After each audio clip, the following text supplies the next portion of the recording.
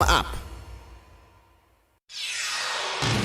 This is the news on top of the hour. Live from our studio in Georgetown. Kaiser Radio, 99.1 FM. Good evening. Welcome to this evening's newscast on Kaiser Radio. I am Kevin Smith. Let's get to the news in detail. Guyana's Minister with responsibility for the finance sector, Dr. Rashni Singh, has dismissed concerns raised by stakeholders that the country could likely fall prey to the China Belt and Road Initiative, or BRI, now described by some Western countries as a debt trap diplomacy. Dr. Singh said it is in order to meet obligations going forward, respective of who money is being borrowed from, and singled out China, the international markets or international financial institutions. He said this would be done in a manner that would ensure the country remains in a position to service its debts and debt payments. And now let's tell you, Senior Minister within the Office of the President with responsibility for finance, Dr. Rashni Singh, on Tuesday today skirted the question of whether Guyana was getting a fair share of its revenue from its oil deals, to instead say that what Guyana gets is already dictated by the contract and that, and I quote, we have to work with them and to make the best of them. Dr. Singh was reminded of President Irfan Ali's position that Guyana's resources would be useless to the nation's development if not exploited. In other news, even before his party won the 2015 general and regional elections, Vice President Dr. Bharat Jagdeo had made it pellucid that ExxonMobil would not be allowed to recover costs associated with the establishment of its Ogle headquarters. He has maintained that stance until now. Further to this, the official had told the media last year that the government made some adverse findings during the final stages of an audit for $1.6 billion ExxonMobil, which said it expended up to 2017. The vice president said that some of the costs being claimed by the American explorer are not considered recoverable by the government. Should ExxonMobil and the government be unable to find resolution over disputed costs, the provisions of the Stabroek Block Production Sharing Agreement give the American oil giant the privilege of still recovering the said costs pending the final outcome of a legal recourse.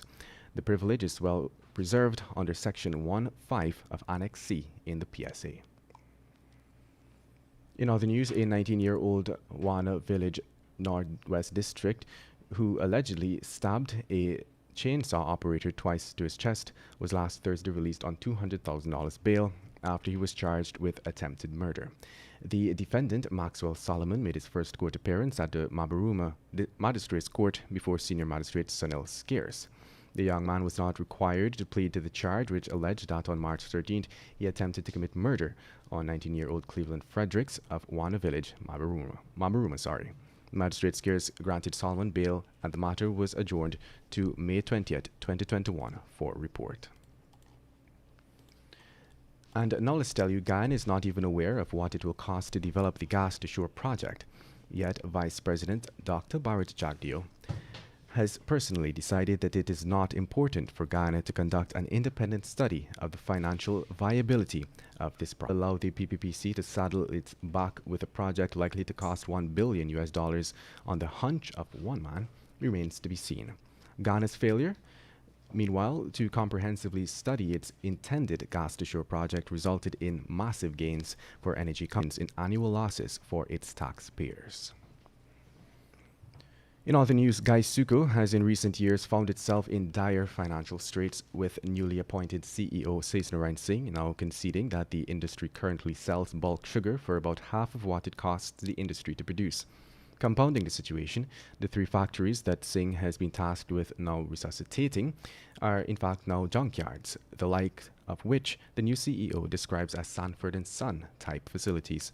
Singh went on to say that the industry currently sells sugar for about $340 on the international market, but its production cost is closer to $600. And now let's tell you, as cops try their best to find the men who executed a popular gold dealer, Ricardo Fagundes, in front of the popular nightclub Palm Court Sunday night, footage has surfaced of the dreadful moment. Not only has the video surfaced, but cops have since located a burnt-out car at Swan Village on the Soestdijk-Linden Highway. The car was reportedly found hours after the gold dealer's execution, and is believed to be the same one his executioners used to get away from the scene. And moving on, the government is touting more stringent enforcement of the gazetted COVID-19 measures to ensure that citizens and businesses comply. Minister of Health Dr. Frank Anthony made this revelation yesterday. It was stated that through the joint services, which includes the Guyana Police Force, there must be increased enforcement since continued disregard of the guidelines in public space will lead to increased infections. He stated that more people would be charged for not wearing masks, suggesting that it was a practice that was already being enforced. The minister said too that police ranks would be monitoring public transportations to ensure that passengers, especially in minibuses and boats, are wearing their masks. He announced as well that businesses that fail to follow the guidelines will see a penalty coming their way. Want value for your advertising dollar? Then place your ads on Kaito Radio's newscasts. Streamed live on 6 different mediums, reaching hundreds of thousands. Advertise today and watch your dollar grow. Call us on 225-8465 or 226-8210 today. With the time moving on to 19 hours 7 in Guyana, coming up next is a short presentation on the oil and gas sector in Guyana by the publisher of Kaito News, Mr. Glenn Lal. Guyana giving away billions and begging for millions.